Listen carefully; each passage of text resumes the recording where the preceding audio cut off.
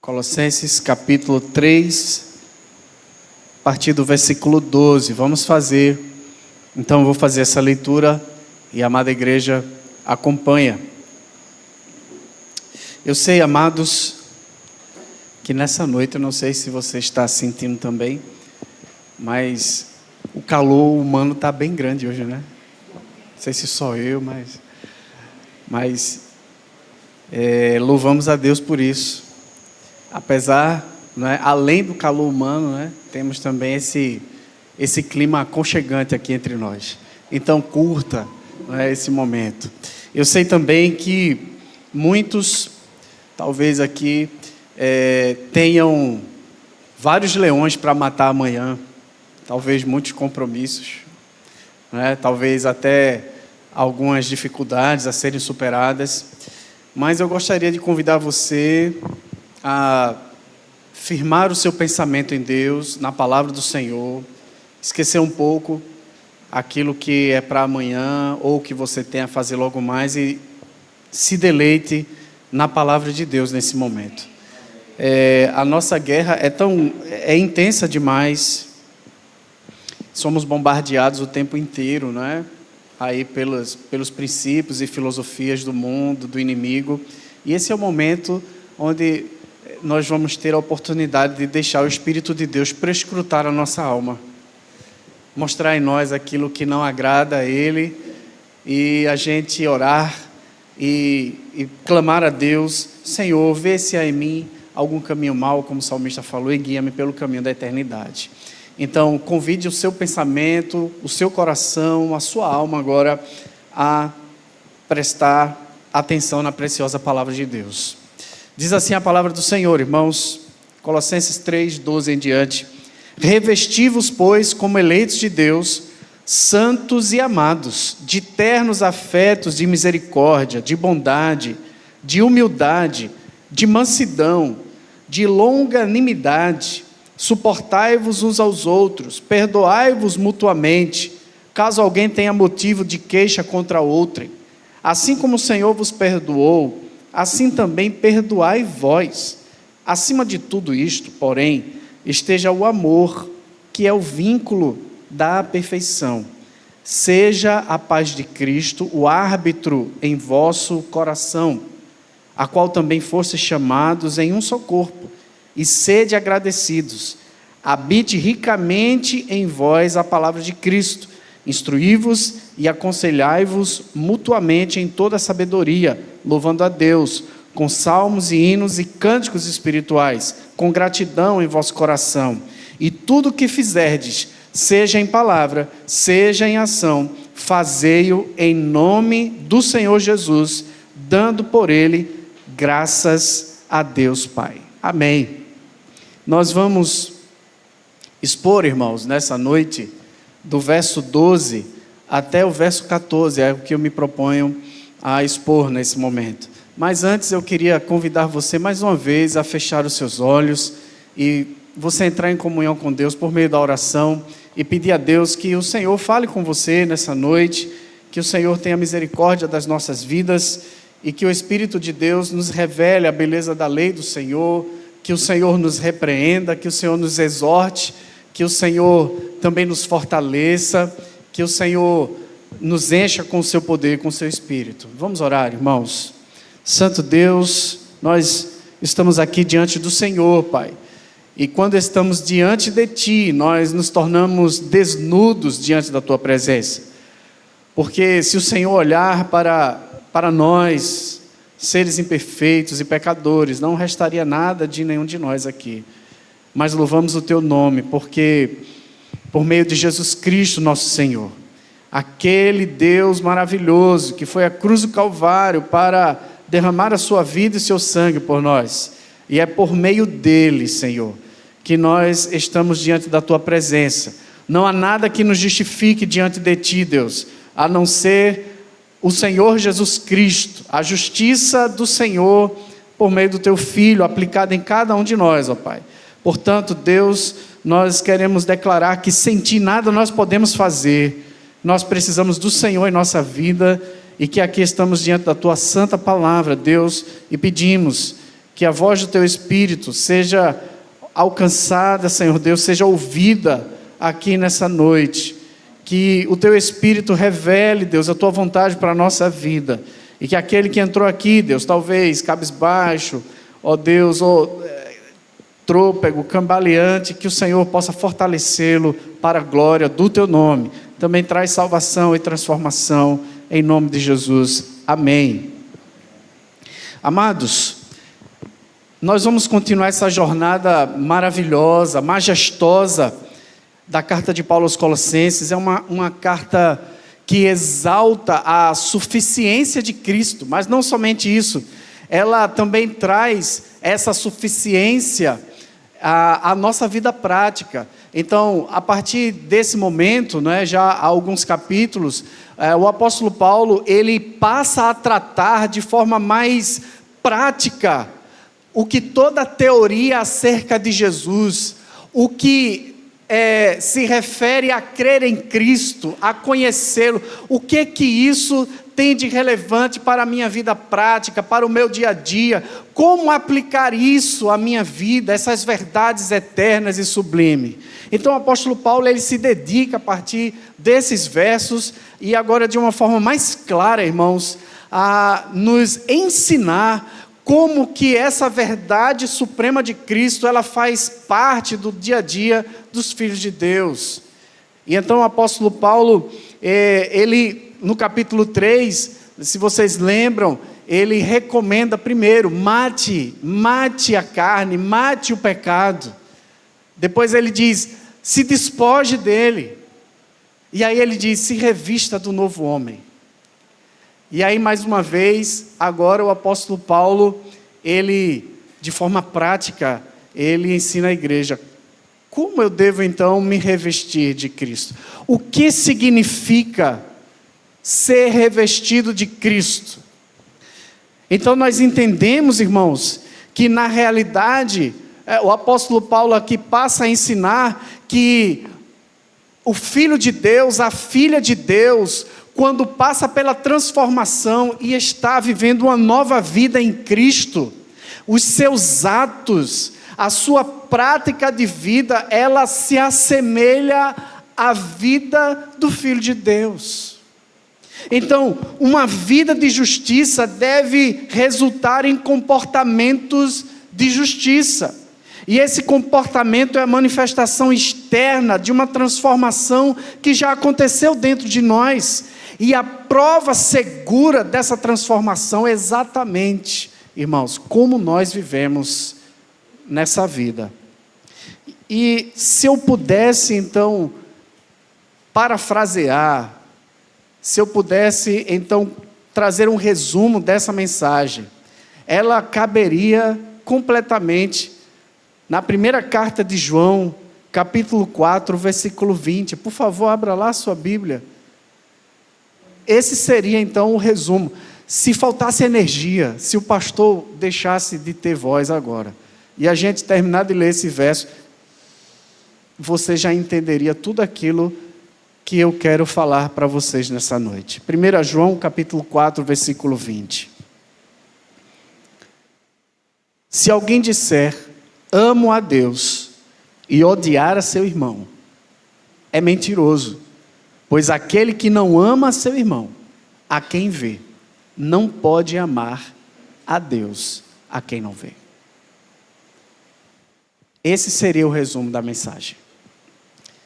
Quando o apóstolo Paulo, então, ele não diz mais, tire isso. Agora ele diz, vista-se, revista-se de alguma coisa que a gente vai entender agora. Mas esse revestir-se, e as características dessa vestimenta, que o apóstolo Paulo aqui vem esclarecer para a gente, toda ela está relacionada a como nós reagimos ao nosso próximo. Como nós cuidamos do nosso próximo. Como nós como nós vivemos com o nosso próximo. Esse é o revestimento da nova criatura. Eu posso adorar a Deus e somos chamados a adorar a Deus, e esse é o primeiro e grande mandamento que nós entendemos ali, o objetivo central da vida do crente é adorar a Deus, mas essa adoração não é simplesmente contemplação, cânticos.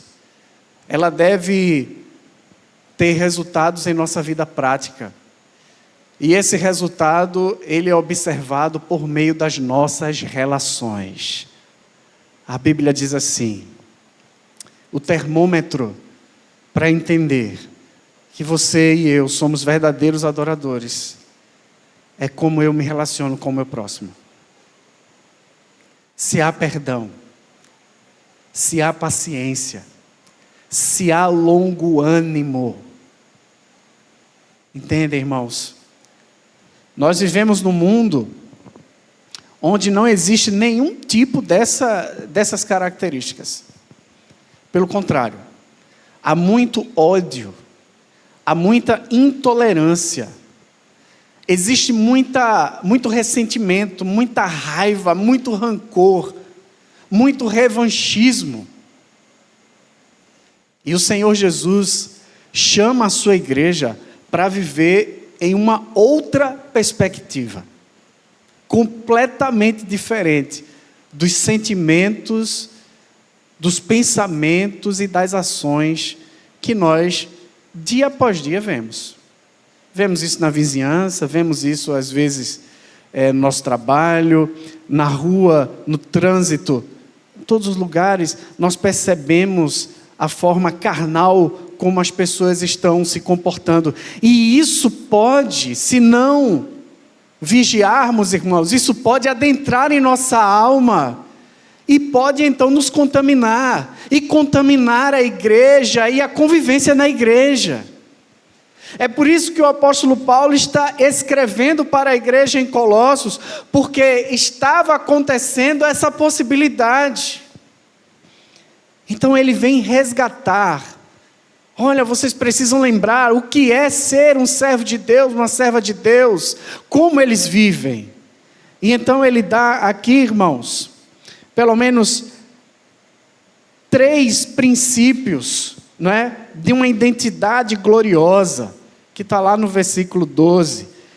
Antes de entender que eu devo amar, que eu devo perdoar, que eu devo me humilhar, não é? Ou ser humilde, ter paciência, eu preciso entender a minha identidade. E ele começa a dizer o seguinte: primeiro, a igreja de Deus é eleita. Depois ele diz, vocês são santos. E depois diz, vocês são amados. E aí depois que ele fala isso, que ele estabelece esse princípio da eleição de Deus, que nós somos santos e que nós somos amados de Deus, é que ele vai pedir, então vocês devem viver dessa forma. A nova vida com Cristo produz um novo caráter semelhante ao próprio Cristo. E Paulo descreve esse caráter como roupas espirituais que nós devemos continuamente vestir. Olha só, irmãos, o primeiro verso diz, revestivos. É interessante quando nós fazemos aqui a análise no vernáculo mais original, nós percebemos que ele está no temporístico, na voz média. A voz média é o verbo no reflexivo. Você pratica e recebe a ação. É mais ou menos isso. Então o apóstolo Paulo aqui, ele está ensinando a igreja e lembrando que Cristo já fez tudo por nós. Cristo já produziu na eternidade todos os efeitos para os seus filhos. Cristo na história nos chamou para si. Ele então enviou o seu Espírito que habita em nós. Então a parte de Deus já está feita, irmãos. Então a igreja precisa despertar e tomar posse das bênçãos espirituais. A ação, a prática mesmo é uma decisão. É uma é uma ação que vem sobre mim. Revesti-vos.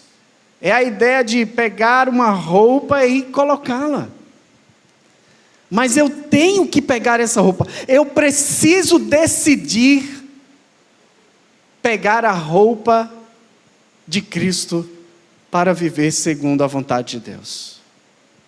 Eu preciso decidir, irmãos, matar o pecado. Eu preciso decidir me despojar da vestimenta do velho homem. E eu preciso decidir, todos os dias, me revestir das vestes de Cristo. É isso que o apóstolo Paulo está dizendo. Eu preciso tomar essa decisão todos os dias, por Deus. E aí a responsabilidade é sua, a responsabilidade é minha, porque tudo Ele já fez por nós. Ele diz: revesti-vos, pois, como eleitos de Deus. Ninguém se torna um crente, um cristão, por vontade própria, irmãos.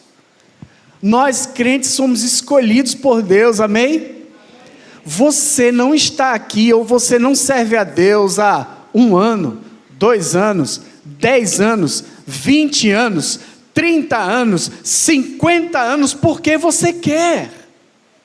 Porque Deus viu beleza em você, ou porque Ele viu algo de valor na sua vida. Não, é pelo simples fato. O apóstolo Paulo está dizendo: você deve se revestir, não é, com as vestimentas do Senhor. Primeiro, porque Ele te escolheu, porque Deus de forma deliberada te quis. Você entende isso? A profundidade disso é tremenda, irmãos. No meio de uma geração, e de todos os séculos dos séculos, e de toda a história da humanidade, Deus escolheu você. Você entende? Você não está aqui por acaso. Você não é crente por acaso. Você não é crente porque você quer, porque talvez até por sua vontade você nem estivesse aqui, mas Deus é aquele que te trouxe aqui nessa noite. Deus, o Senhor, é aquele que te sustenta todos os dias para a glória dEle, porque Ele te quis, você é dEle. Ninguém te arrebatará das mãos do Senhor.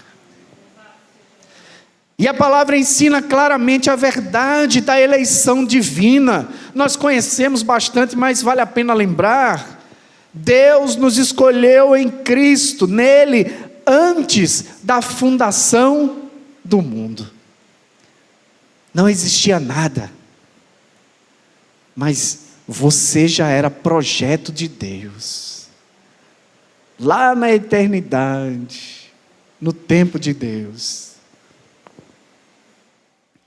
Antes de acontecer todas as coisas, você já estava no plano de Deus. Você já existia para Deus.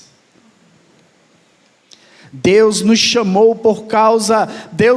chamou por causa de nossas boas obras, mas segundo o seu próprio propósito e graça que nos foi dada em Cristo Jesus, antes dos tempos eternos. Ou seja, essa escolha que é antes da fundação do mundo, ela não se deu porque eu iria ser bonzinho, porque você iria praticar boas obras. Muito pelo contrário, a palavra diz que nós éramos inimigos de Deus, que nós fazíamos a vontade de Satanás, desse mundo, éramos guiados para o inferno. Deus não viu nada de bom em nós, a não ser Ele decidiu te amar. Ponto final. Ele quis você. Ele lhe projetou desde a eternidade. E no tempo, na história, Ele rompe isso e te chama para junto de si. Olha só que coisa gloriosa ainda, que faz parte da doutrina da eleição. Os nomes dos crentes foram escritos no livro da vida antes da fundação do mundo. Você não somente foi escolhido para ser um servo de Deus, uma serva de Deus, mas você é salvo, você é salva para a glória de Deus. Você já está lá. Independente do que você passe aqui, do que nós passemos aqui, irmãos, há uma vitória.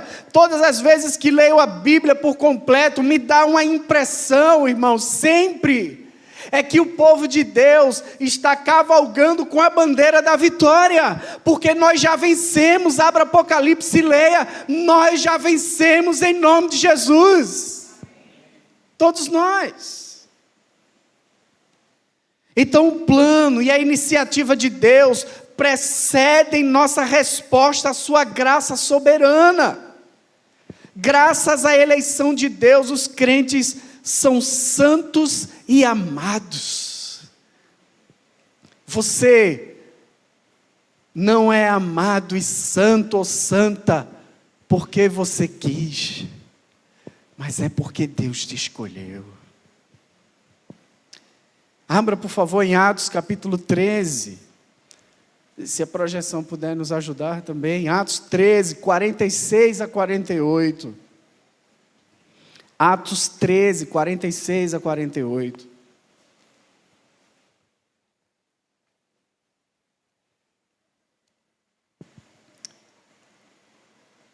Aqui, Lucas fala, o autor fala daqueles que Deus designou para receber a vida eterna, não é?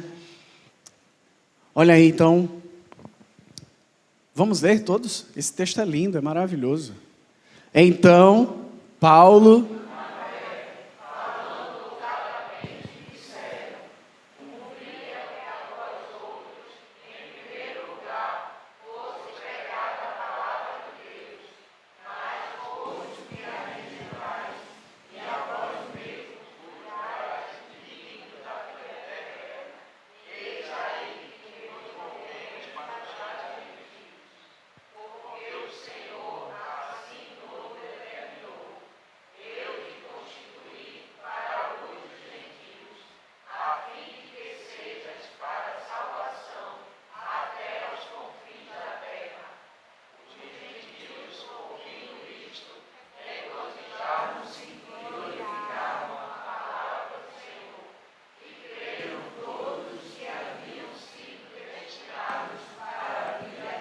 Louvado seja Deus. Todos aqueles que escutam a mensagem do Evangelho, irmãos, e têm uma resposta positiva a essa mensagem, é porque eles foram designados, como diz aqui o texto, eles foram destinados à vida eterna. Amém? Esse abraço que você dá ao Evangelho, essa resposta positiva a Deus, isso não vem de você, é porque você foi destinado para a vida eterna. Louvado seja o Senhor, irmãos, eternamente. Então ele diz, primeiro, vocês são eleitos de Deus. Depois ele diz, santos.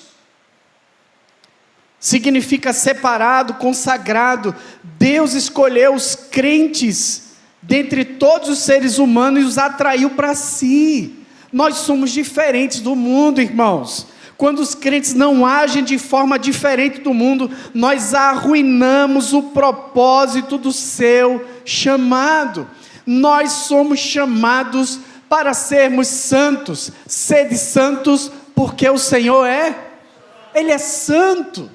Então, o nosso procedimento, a nossa vida, diz o apóstolo Paulo, segundo as Escrituras Sagradas, que deve ser uma vida de santidade. Só há um propósito na vida do eleito, é ele viver uma vida de santidade. Se estivermos fora disso, irmãos, estamos fora do plano de Deus para as nossas vidas. Então Paulo diz, vocês são eleitos de Deus, vocês são santos, e vocês também são amados, amados de Deus. Olha, só entendendo essas virtudes, é que poderemos compreender aquilo que o apóstolo Paulo vai passar a pedir da igreja. Amados de Deus, somos amados, eternamente amados de Deus, diz a palavra. Às vezes eu paro para pensar, irmão, nesse amor de Deus, ele é tão sublime, tão profundo. Porque eu só consigo amar e muito mal a quem eu estou vendo, a quem nós nos relacionamos. E olhe lá, viu? Que o amor de Deus é aperfeiçoar todos os dias na nossa vida, né? Porque se pisarem no nosso calo, a gente quer pisar de volta, né? Mas olha o amor de Deus por mim e por você. Nós nem existíamos. Não existia nem sombra do nosso ser. Mas Ele nos amou com amor eterno. Antes de todas as coisas, nós somos alvo do amor de Deus. Essa palavra amados, ela está na forma passiva, indica que nós recebemos o amor de Deus sobre a nossa vida. Nós não trabalhamos para ser amados, nós somos amados de Deus. Deus nos amou, irmãos, de uma maneira, de tal maneira, não há palavra para expressar, que envia o seu Filho para morrer em nosso lugar. Nós somos amados de Deus. Pense aí no pecado que você cometeu. Deus te ama. Ele pede o seu arrependimento. E como um pai de braços abertos, Ele vai te abraçar em arrependimento, confissão. E vai te perdoar. Pense aí nas dificuldades da vida. Ou em todas as situações que acontecem. Deus ama você. Mas vamos antes. Hoje você está na igreja, você que é crente, não é? E Deus ama você e o diabo ainda joga seta na sua cabeça. Olha, Jesus, Ele vai desistir de você, não tem mais jeito para você. É melhor você debandar. Não, isso é mentira de Satanás. Jesus ama você profundamente. O amor de Deus por você nunca passará. Nunca.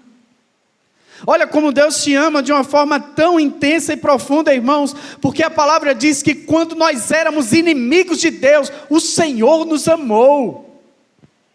Você sabe o que é isso?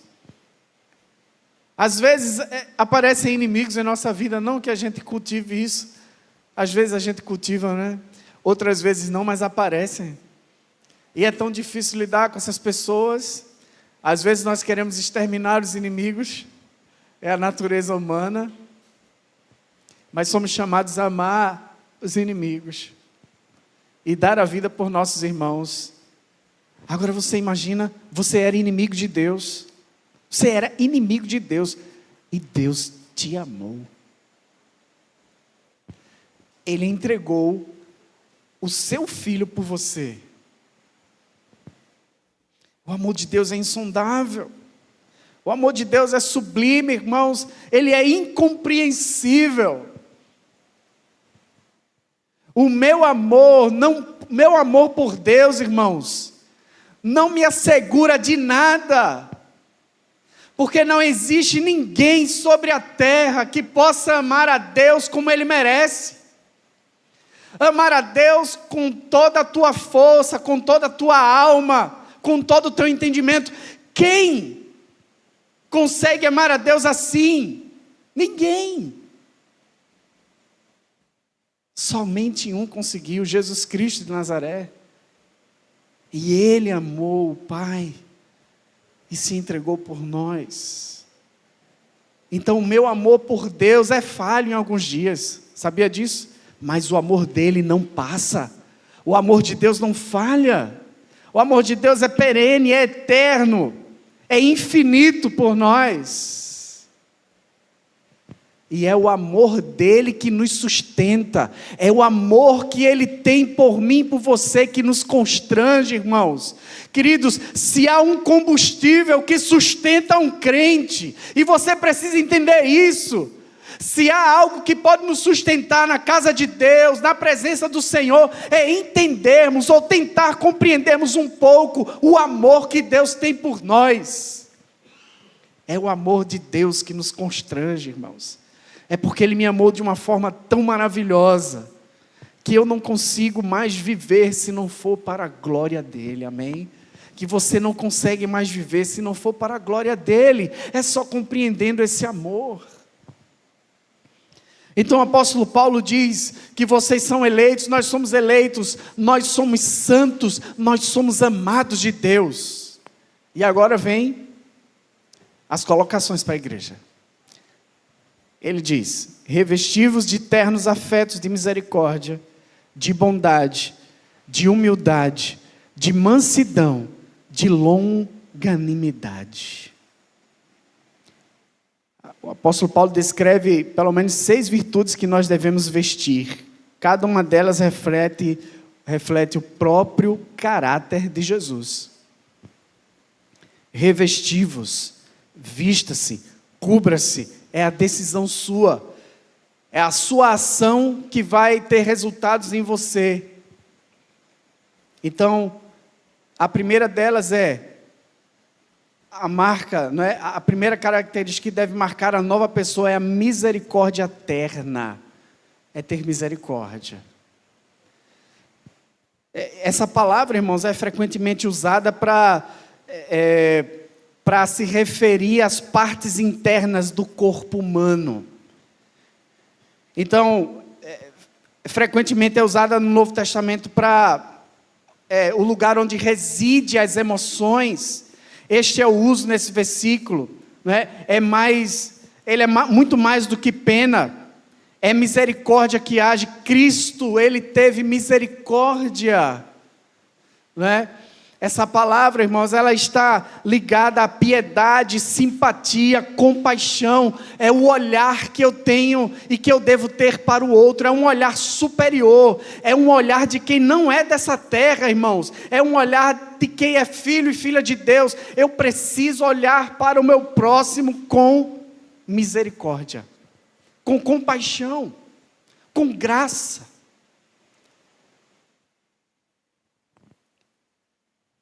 Vivemos, irmãos, em tempos de frieza,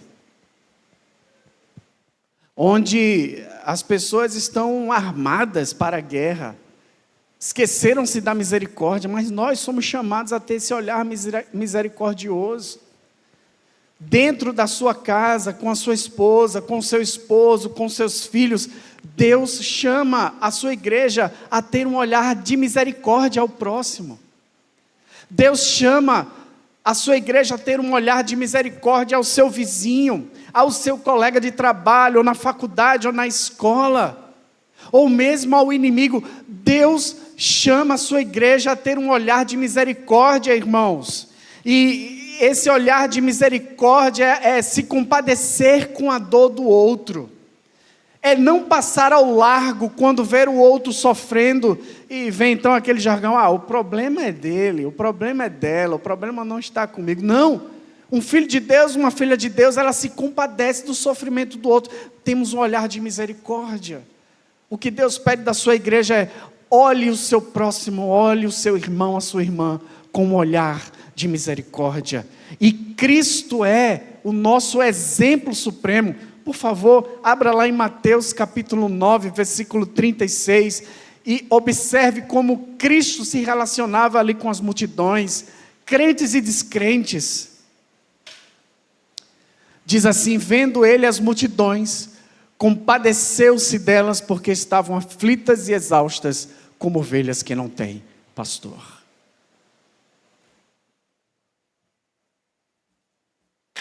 Jesus, irmãos, Ele era cheio da graça e da misericórdia.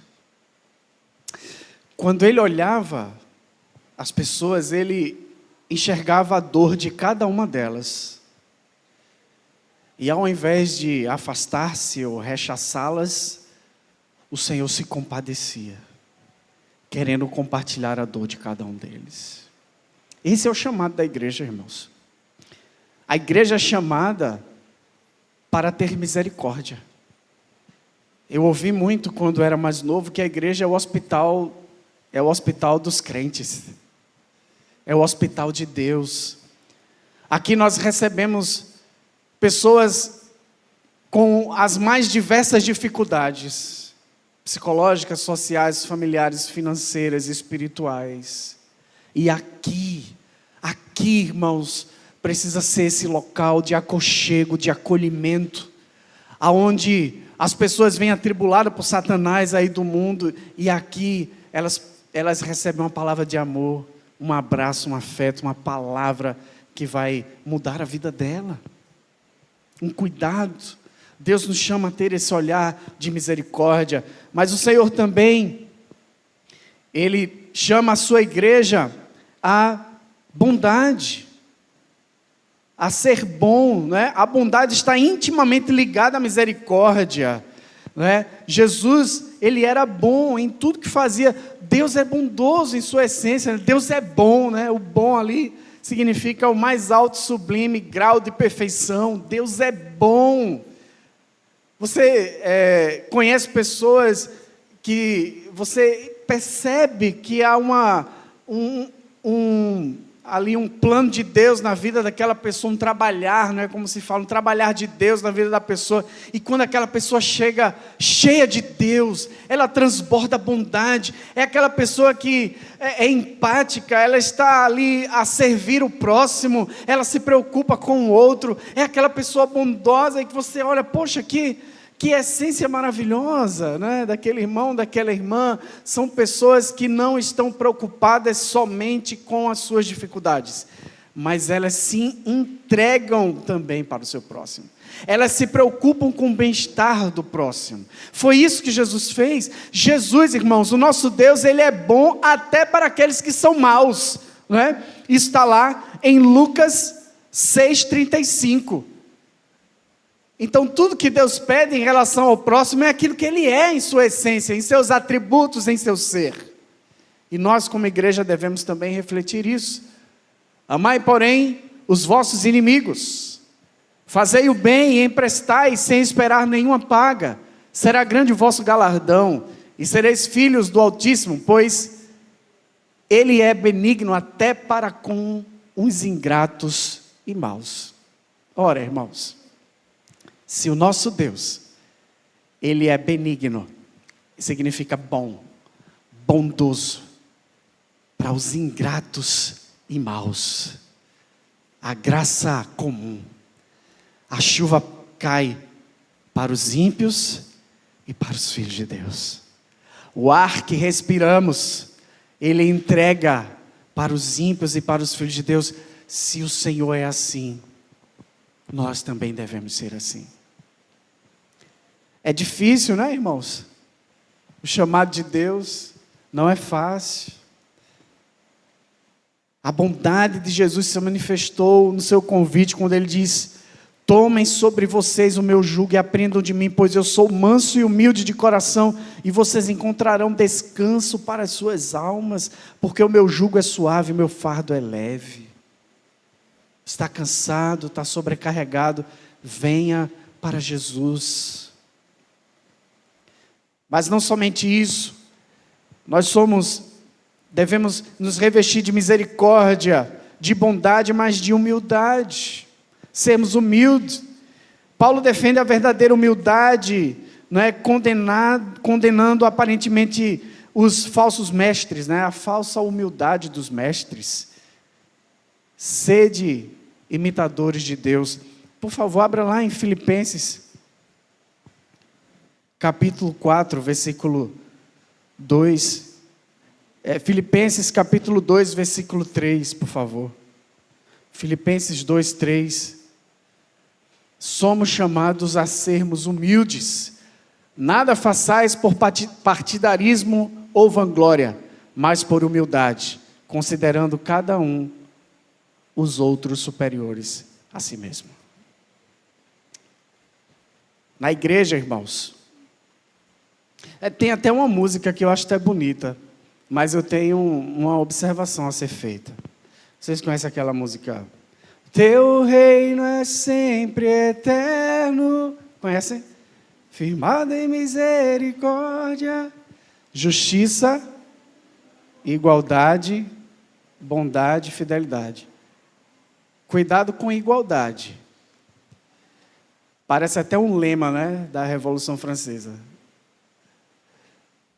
Igualdade, sim. Em que sentido, irmãos? Somos filhos de Deus, amados pelo Senhor. Não há distinção entre nós diante de Deus, a não ser pelo chamado que Deus dá a alguns, ao oficialato da igreja, aos dons que Ele capacita um servo ou uma serva para o desempenho da obra de Deus. Porque a quem Deus deu, será cobrado. Por exemplo, um pastor, um presbítero, um diácono na igreja, ele é igual, porque Deus ama a todos iguais. Mas dentro do rebanho, há aqui, irmãos, um ofício, uma responsabilidade, porque essas pessoas são chamadas a cuidar de vocês. Então existe uma grande responsabilidade sobre a vida dessas pessoas, porque elas darão contas de vocês a Deus. E aí então, a palavra diz, honrem os seus guias, amem os seus guias,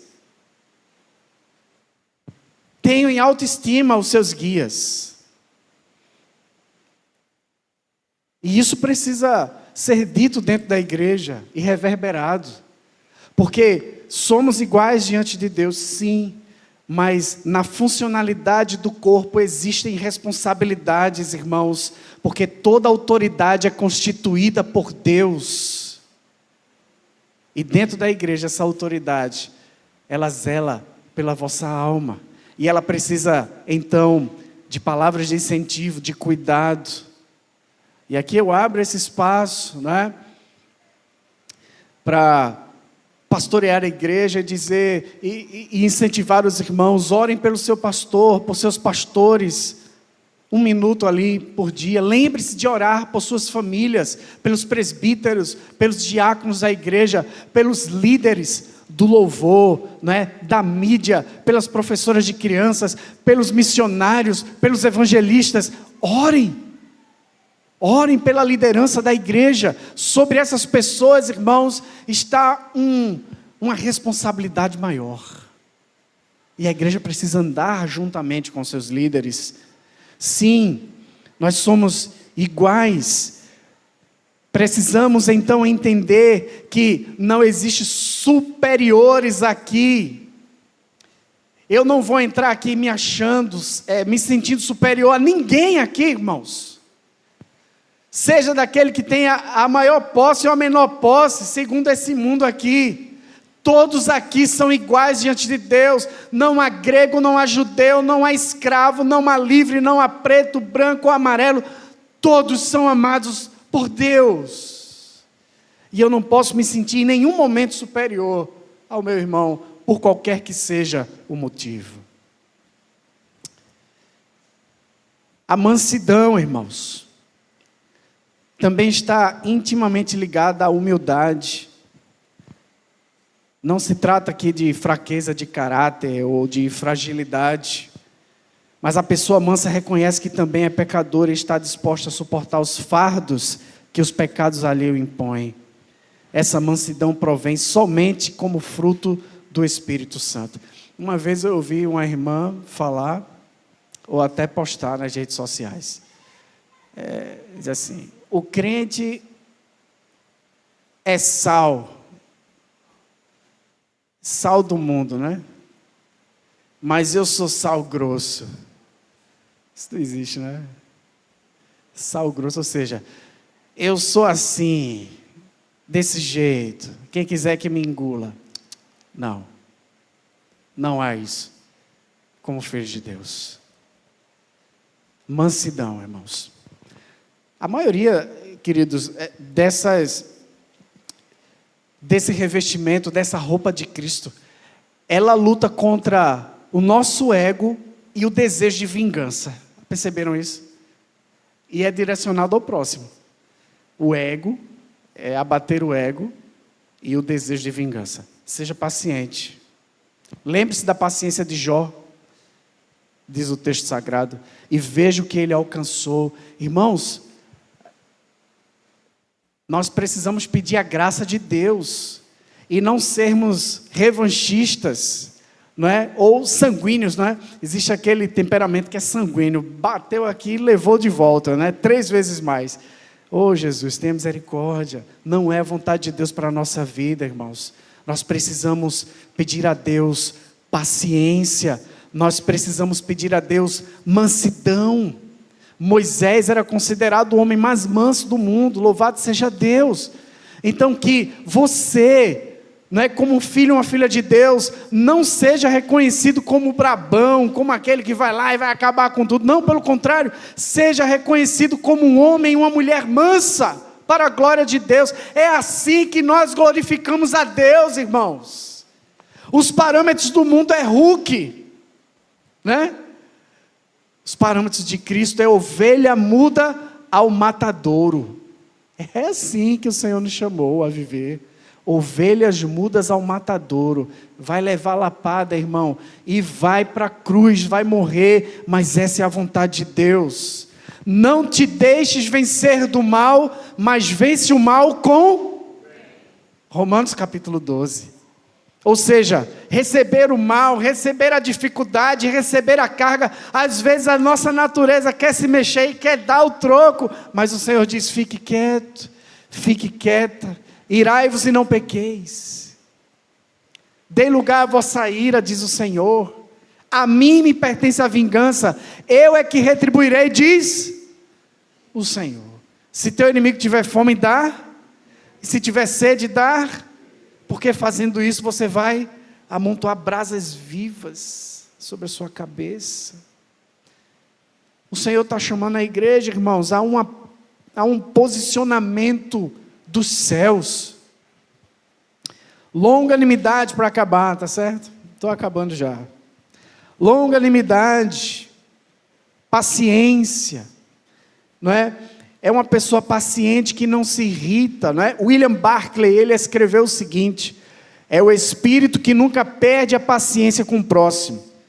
Sua tolice e teimosia nunca o levam ao cinismo ou ao desespero. Seus insultos e injustiça nunca produzem amargura ou raiva nele. A paciência é o oposto do ressentimento e da vingança. O Senhor pede, amada igreja, que ela se revista de paciência. Vocês entendem, irmãos, a dinâmica de Deus, a dinâmica dos céus? O apóstolo Paulo está dizendo à igreja de Colossos: revestivos como eleitos de Deus, santos, ou seja, você é separado, você não pode agir igual, você é diferente. Você foi escolhido por Deus e é amado pelo Senhor. Deus te amou quando você era inimigo. E agora ele diz o seguinte para a igreja: tenha misericórdia, seja bom, seja humilde, seja manso, tenha longo ânimo. E eu acabo aqui em longo ânimo. O que é longo ânimo? É interessante, irmãos, porque quando a gente vai estudando assim a palavra, Paulo disse que um dos motivos da sua salvação é porque Deus tem longo ânimo. Você imagina se Deus não tivesse longo ânimo com a minha vida, ou com a sua vida? Onde é que você estaria agora? Pense direitinho. Agora é interessante, não é, irmãos? Porque às vezes a nossa régua é enorme para nós, mas é bem pequenininha para o outro, né? O apóstolo Paulo disse isso, olha lá, 1 Timóteo 1,16, para acabar, e eu vou acabar mesmo. 1 Timóteo 1,16 diz: mas por isso mesmo alcancei misericórdia, para que em mim, o pior dos pecadores, Cristo Jesus demonstrasse toda a sua paciência como exemplo para os que nele creriam para a vida eterna. Irmãos, quem foi Paulo? perseguidor da igreja, matou crente, encarcerou crente, tomou propriedade dos crentes, e Deus estava olhando tudo aquilo ali. O diácono morreu aos seus pés. Era um assassino criminal, Paulo. E Deus ali olhando ele. Vai, Paulo, vai. Olha o longo ânimo de Deus. Algumas vezes, né? Se fosse a nossa natureza, a gente dizia assim: eu queria ser Deus, porque eu mandava um raio agorinha ali, e acabava com tudo. Mas o Senhor nos ensina, irmãos, que Ele é um Deus de longo ânimo. Ele foi para com Paulo, amém? Ele é para você, amém? Deus tem longo ânimo para com a sua vida. E é por isso que nós estamos aqui nessa noite, amados. Porque Deus é um Deus de misericórdia, de bondade, de paciência, de longo ânimo. Deus é um Senhor humilde que veio até nós para nos salvar. E é isso que Ele pede à sua igreja. E é isso que Ele pede para que você exerça com o seu próximo. Dentro de casa, fora de casa, no seu trabalho, na sua vizinhança, na sua escola, na sua faculdade.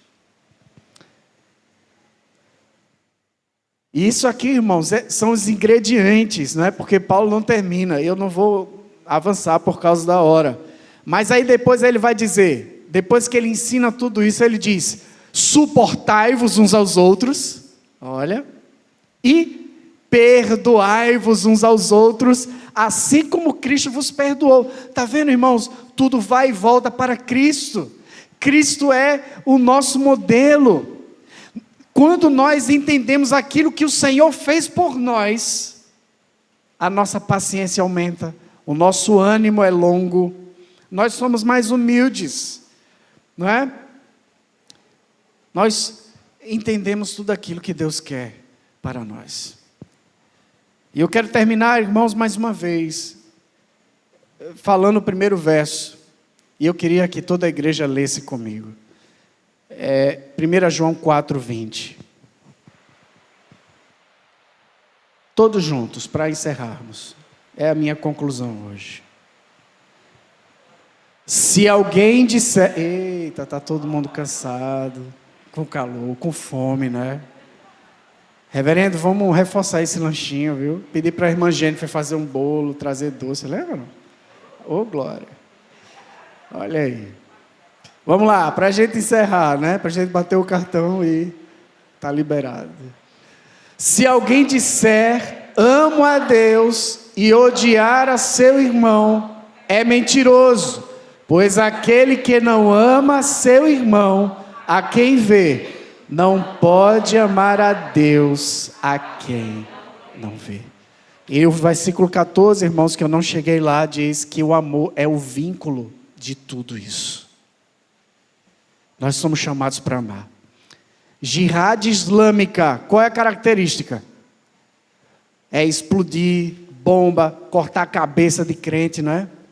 E qual é a identidade do crente? Como é que nós seremos conhecidos? Pelo amor.